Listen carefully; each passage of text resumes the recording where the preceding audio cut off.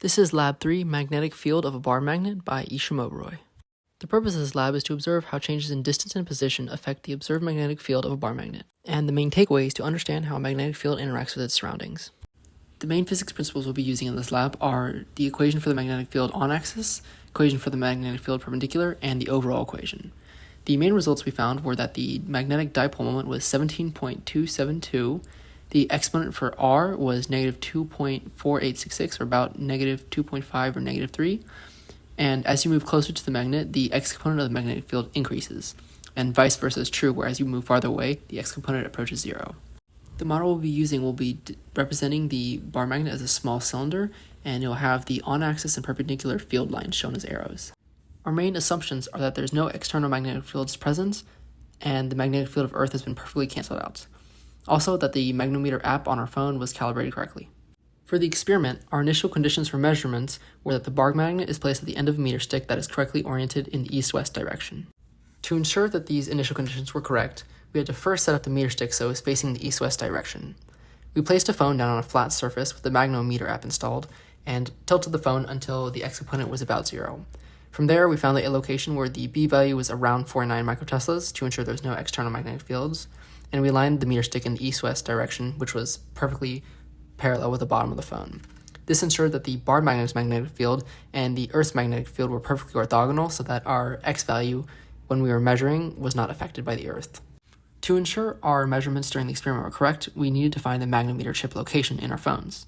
To do this, we used the initial conditions of the experiment, placed the phone a couple centimeters away from the bar magnet, and shifted it perpendicularly until the max x value was found, and that area was marked with tape on the screen.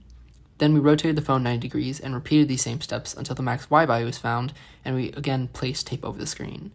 The upper left corner where the two pieces of tape met was the proximal location of our magnetometer chip.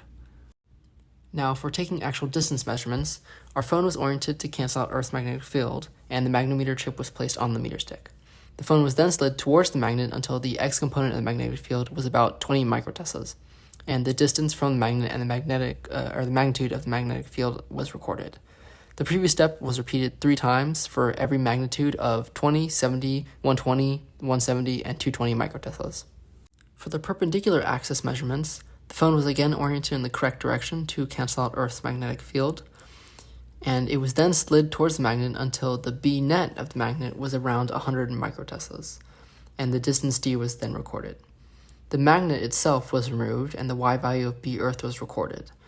The magnet was replaced to its original position, and the phone was slid a distance d perpendicularly, and the x, y, z components of the magnetic field were all recorded. All the previous steps repeated 2 more times to acquire an average B perpendicular measurement.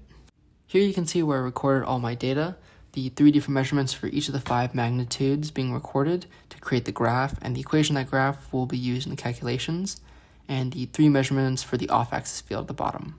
Using the equation from our spreadsheet, we know that the constant in front of the variable x is actually our n value for the exponent in Rn.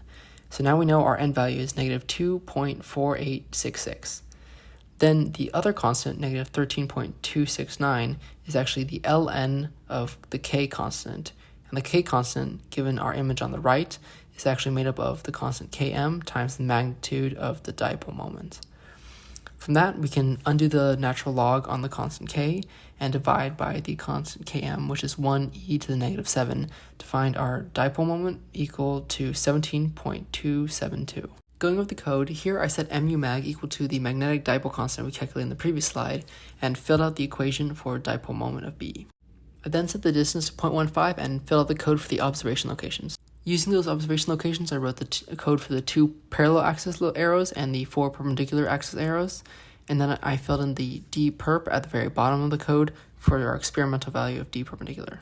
Finally, I wrote the code for the 45-degree arrow and adjusted the scale factor. Here is a visualization of the code with all of our arrows and magnitudes laid out. The differences between our data and model were that the data consistently showed smaller b values than the model, and this may be due to outside interference. Also, the model is just one small bar magnet, but in reality I used 2 connected bar magnets. Possible sources of error are that there was metal objects underneath the counter affecting the magnetic field, the phone not aligned perfectly to cancel out the Earth's magnetic field, and that the bar magnet was not replaced perfectly when doing the calculations. If we hadn't compensated for magnetic north, Our magnetic field of the bar magnet and the magnetic field of the Earth would not be orthogonal, so they would not completely cancel out.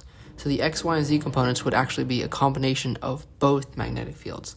This would make it much harder to separate the Earth's and experimental magnetic field, which would result in either a larger or a smaller B net. If we were to double the amount of connected magnets in our experiment, it would double the magnetic dipole moment, which would make the field stronger by a factor of 2.